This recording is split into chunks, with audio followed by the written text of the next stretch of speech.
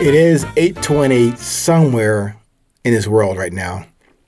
But for you right now, it's already 8:20.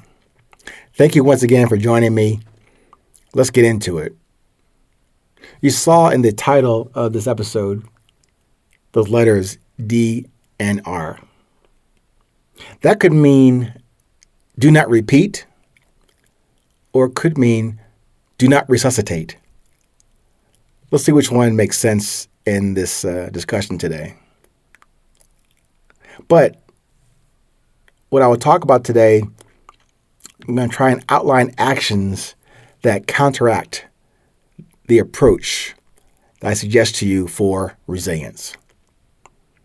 And one additional level of detail about consuming versus producing. So something like that topic, if we keep consuming from without, and for example, on credit, we keep doing that, we tend to start taking away our capability to produce from within. I'd heard this perspective from a worldly gentleman the other evening. He said much more than that about global entities, the elites, and political power structures focused on power, money, and control.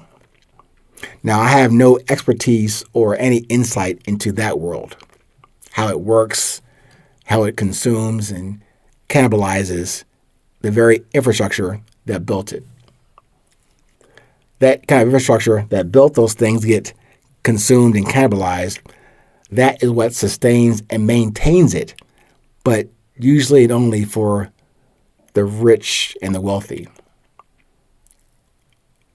But for the regular people like you and I, that we are only equipped and armed, if you will, with an individual voice, a purpose, and message. Those things often get overlooked or ignored or repressed, or sometimes outright destroyed and eliminated. No, those things don't happen to you and I by the rich and powerful people with titles that eclipse our respective job descriptions. But if you and I do have or tend to leverage those tendencies to consume as a regular habit, we do this kind of stuff to ourselves. And we do that to ourselves directly and sometimes indirectly. And more importantly, we tend to do it on a consistent daily basis. We do that out of habit or default to what is easier in maintaining those brass or lead handcuffs with our seemingly well-paying jobs, but only that affords us temporary relief on payday. Because we have to service our own imposed debt for the things we want to gratify us immediately.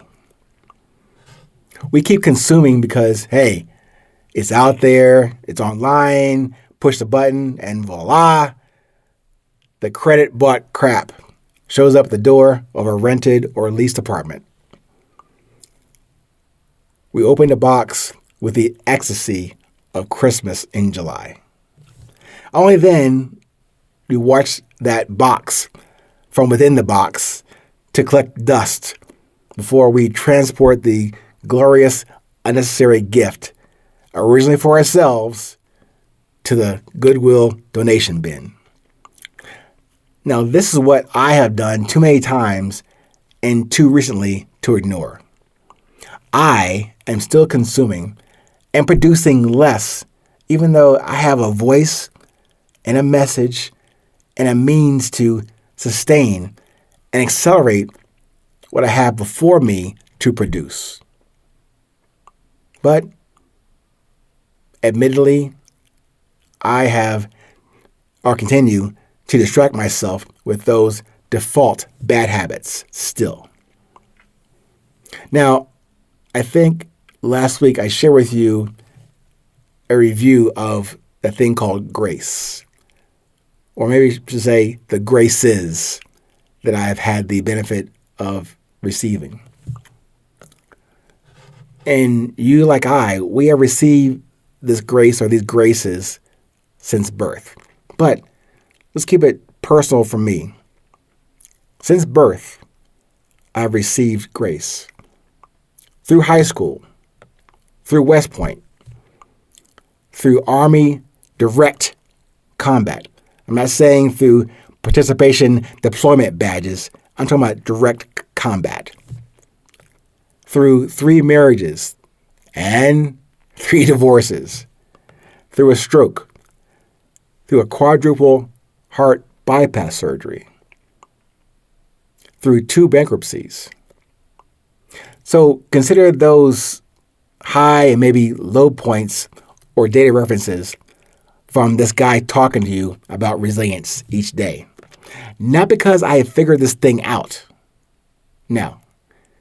It's because I need the best guidance each day. And for me to unlearn years and decades of bad habits. I only hope to share with you, and not to warn you, just to share with you a still live example of maybe what not to do with your talents and the grace you may be fortunate enough to continue to receive. After this present moment, I hope you can see and sense the beauty of your presence here and now and going forward. And I ask you, as I ask myself, even right now, to produce more before we consume. This is very easy to say, and this is a not analysis, a self-revelation, recognition, or maybe a thing I talked about before a few days ago about the awareness of my beauty. My awareness of what drives me, which is my beauty.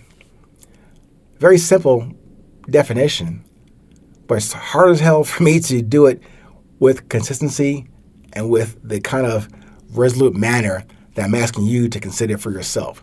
So in no means am I saying, hey, see, I'm doing it already, you do it. No. This is for me to remind myself each moment, each day that I have the honor to receive,